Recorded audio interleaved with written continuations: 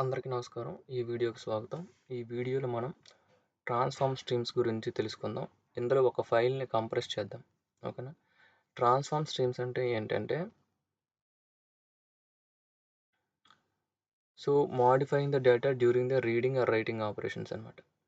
అంటే ఇప్పుడు మనం చూసుకున్నట్లయితే పెద్ద పెద్ద ఫైల్స్ని ఫోల్డర్స్ని మనం పంపించాల్సి వచ్చినప్పుడు మొత్తం ఒకే ఫైల్ని లేదంటే ఫోల్డర్ని పెద్ద ఫైల్స్ని మనం పంపించలేము.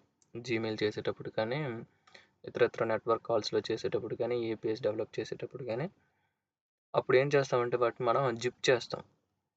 That is nothing but compression అనమాట. కంప్రెస్ చేస్తే దాని తొలగి సైజ్ తగ్గుతుంది. అప్పుడు మనం ట్రాన్స్ఫర్ చేయడం అనేది ఈజీ అవుతుంది. సో ఈ స్ట్రీమ్స్ అనేవి ఈ పని చేయడానికి ఉపయోగపడతాయి నోడ్.js లో. అయితే మనం ఈ వీడియోలో ఒక ఫైల్ని కంప్రెస్ ఎలా చేయాలి అనే దాని గురించి నేర్చుకుందాం. ఇక్కడ మనకి ఎఫ్ఎస్ మాడ్యూల్ గురించి ఇదివరకు మీకు తెలుసు. zlib అని ఒక లైబ్రరీ ఉంది. ఓకే, ఇది కూడా package which is built in. మనం ఇన్స్టాల్ చేయాల్సిన అవసరం ఏం లేదు. నోడ్.js బిల్ట్ ఇన్గానే వస్తుంది. సో ఇక్కడ చూసుకున్నట్లయితే కంప్రెస్ ఫైల్ అనే ఫంక్షన్ రాశాను. దీనికి 2 ఇన్పుట్స్ ఇచ్చాను. ఒకటి ఇన్పుట్ ఫైల్, దేన్ని అయితే మనం కంప్రెస్ చేయాలనుకుంటున్నామో. సెకండ్ది అవుట్పుట్ ఫైల్, ఏ విధంగా అయితే మనకి ఫైల్ కావాలని అనుకుంటున్నామో అది అవుట్పుట్ ఫైల్. సో ఇక్కడ చూసుకున్నట్లయితే ఫస్ట్ రీడ్ స్ట్రీమ్ యూజ్ చేసి మనం ఇన్పుట్ ఫైల్ని తీసుకుంటాం. తీసుకున్న తర్వాత దాన్ని ఈ జెడ్ లైబ్రరీ యూజ్ చేసుకొని జిప్ని క్రియేట్ చేస్తాం అనమాట. ఓకేనా? Which is compressing here. Compress అయిన తర్వాత దాన్ని రైట్ స్ట్రీమ్ యూజ్ చేసి అవుట్పుట్ పాత్లోకి వేస్తాం. ఓకేనా? ఈ ఆపరేషన్ చేయడానికి ఏ పైప్ కూడా మనకు అవసరం. రీడ్ స్ట్రీమ్ నుంచి అది పైప్ అయి జెడ్ లైబ్రరీకి వస్తుంది. జెడ్ లైబ్రరీ జిప్కి వస్తుంది. కంప్రెషన్ అవుతుంది. కంప్రెషన్ అయ్యింది రైట్ స్ట్రీమ్లోకి వెళ్తుంది. ఓకేనా?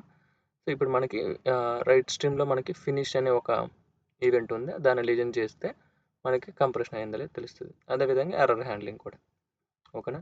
దీన్ని మీకు ఇప్పుడు నేను ఎగ్జిక్యూట్ చేసి చూపిస్తాను. సో ఇక్కడ నేను ఫైల్ పాత్ ఇలా పాత్ ప్యాకేజ్ యూజ్ చేసి తీసుకున్నాను. ఓకేనా? మీరు కూడా ఎలా తీసుకోండి. మనం బ్రేక్ పాయింట్స్ పెట్టుకుందాం. ఒకవేళ ఎర్రర్స్ ఎక్కడైనా ఉంటే తెలుస్తాయి. Let's go to our favourite JavaScript debug terminal.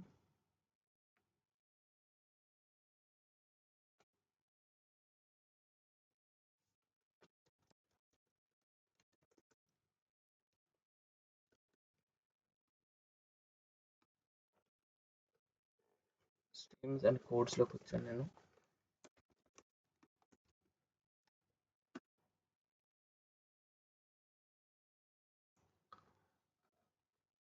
So ఇక్కడ ఫస్ట్ ఇన్పుట్ పాత్ తీసుకున్నాను, అవుట్పుట్ పాత్ కూడా తీసుకున్నాను. ఈ అవుట్పుట్ పాత్ని మీరు అబ్జర్వ్ చేసినట్లయితే అవుట్పుట్ చూడండి, ఇక్కడ ఆల్రెడీ ఒకసారి ఎగ్జిక్యూట్ చేయడం వల్ల ఇది ఉంది.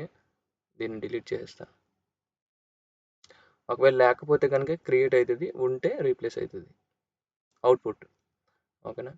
సో ఇప్పుడు ఈ ఫంక్షన్ని కాల్ చేసింది. ఫంక్షన్ని కాల్ చేయగానే ఇక్కడ చూడండి ఇన్పుట్ పాత్ అవుట్పుట్ పాత్ 2 తీసుకున్నాం. ఓకే, ఒక రీడ్ స్ట్రీమ్ క్రియేట్ అయింది. అలాగే మనకి ఒక కంప్రెషన్ ఫంక్షన్ zip కూడా క్రియేట్ అయింది.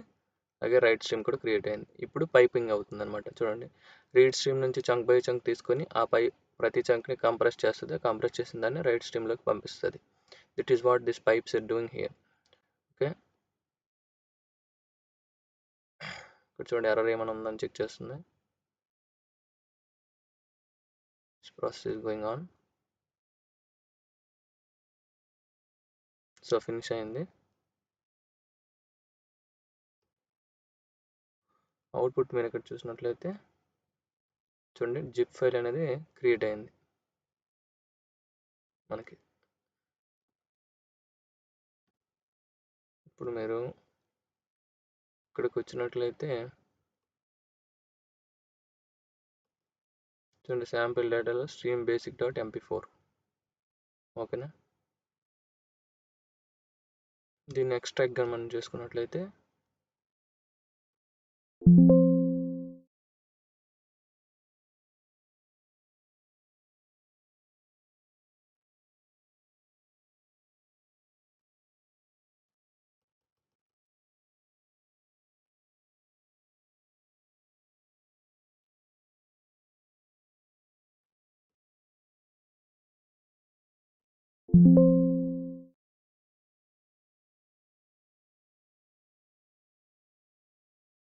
ఓకే.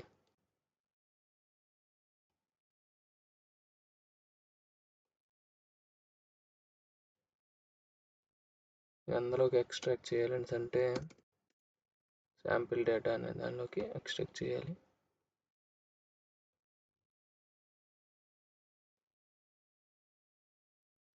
ఇక్కడ ఆల్రెడీ మనకి సేమ్ దీంతో ఉందన్నమాట.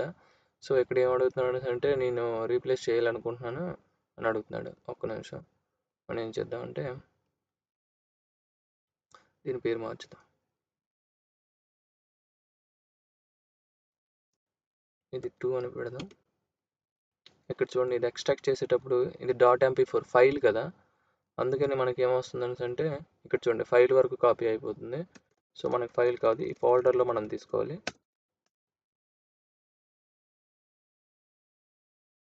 తీసుకున్నట్లయితే ఇప్పుడు మళ్ళీ సేమ్ ఎక్స్ట్రాక్ట్ చేసుకుంటే చూడండి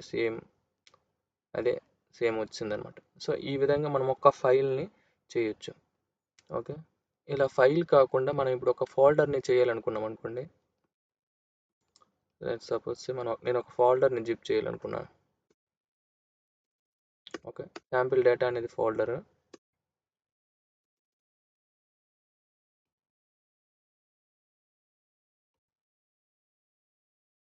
శాంపిల్ డేటా డాట్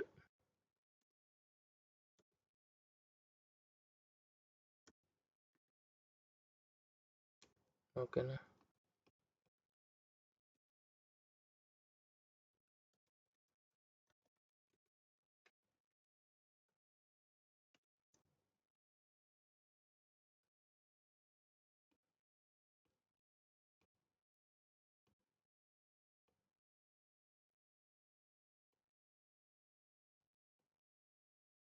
ఇప్పుడు చూడండి we got N error because ఎందుకంటే మనం డైరెక్టరీ ఇచ్చాం, కానీ ఈ కోడ్ ఏం చేస్తుందంటే ఓన్లీ ఒక ఫైల్ని మాత్రమే రీడ్ చేస్తుంది.